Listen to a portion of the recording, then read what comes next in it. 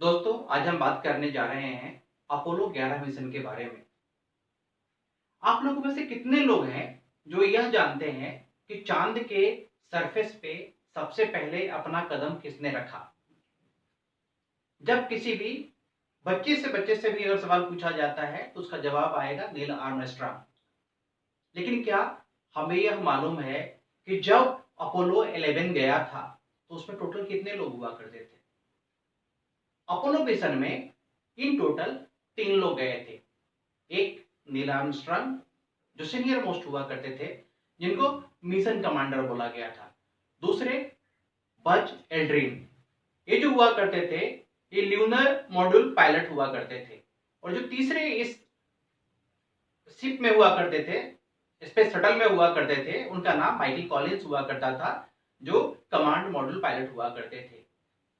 आज तक जितने भी मिशन भेजे गए हैं, मिशन में क्या होता है कि चाहे आप किसी भी तरह का मिशन देखोगे तो जो जूनियर मोस्ट होता है उसको सबसे पहले निकलना होता है, क्योंकि जो कमांडर होता है वो देखता है कि बाहर में कोई प्रॉब्लम तो नहीं है, सब चीज बराबर है। अगर कुछ डिजास्ट्रस होता है, कुछ कंट्रोल से बाहर की चीजें हो जाती है, तो वह आदमी प्रिकॉशन लेकर के उस पर काम कर सकता है और फाइनली सक्सेसफुल मिशन के साथ में वो वापस आ सकता है।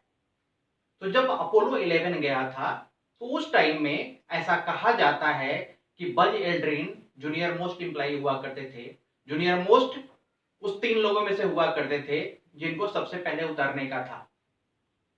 जब स्पेस शटल लैंड करता है और नीचे से कमांड दी जाती है Aldrin move out, Aldrin move out, ऐसा कहा जाता है।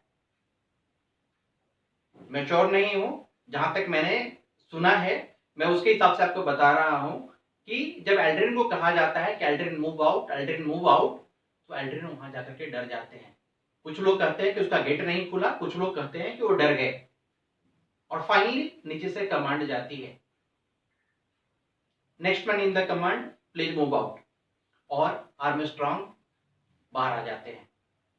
जब आर्मस्ट्रांग मूव करना शुरू करते हैं तो उसके 20 मिनट के बाद में एल्ड्रिन वापस बाहर निकलते हैं। अब सवाल यह उठता है कि अगर एल्ड्रिन ने उस समय में हिम्मत दिखाई होती तो आज पूरी दुनिया यह कहती कि चांद के सरफेस पे कदम रखने वाला पहला इंसान कौन था? एल्ड्रिन था।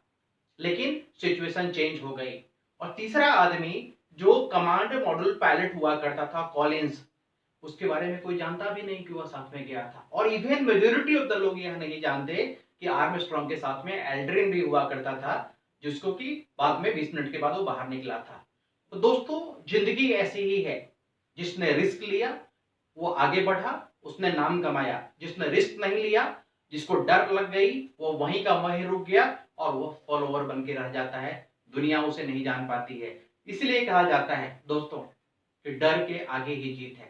जिस दिन आपने डर का त्याग कर दिया, आपने सोच लिया कि दुनिया से मुझे कुछ लेना नहीं है, मैं वन मैन आर्मी हूं, मैं जो चाहूंगा करूंगा और मैं इसके पीछे लग जाऊंगा, मेरा लक्ष्य मेरे सामने में है और जब तक मैं उसको वेद नहीं दूं तब तक मैं वापस नहीं आऊंगा, तो दोस्तों सफलता आपके कदमों में झुकेगी।